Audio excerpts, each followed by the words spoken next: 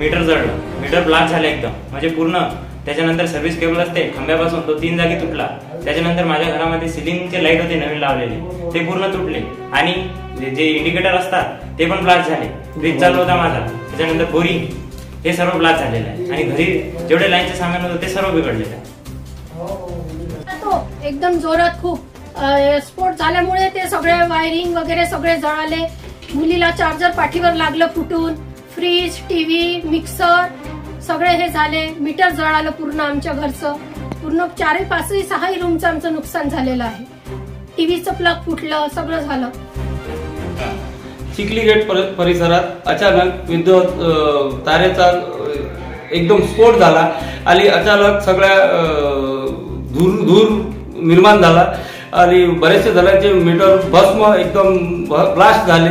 बरेचसे TV, cooler, fridge आणि विद्युतवर चालणाऱ्या पूर्ण यंत्रणा हे पूर्णतः खाक झाली। सर्व्हिस लाईनचे केबल 3 ठिकाणी जळून हे झाले आणि मीटर अतोनात नुकसान झालं। सदर्भ या नुकसानाची जबाबदारी हे महाराष्ट्र वीज वितरण कंपनीने घ्यावी असे आम्ही एवढं त्यांना हे करतो। मी ग्रामपंचायत सदस्य अजय वलेकर। ताज्या बातम्या आणि घडामोडी बघण्यासाठी महाराष्ट्र मेल या चॅनलला लाईक आणि सबस्क्राईब नक्कीच करा।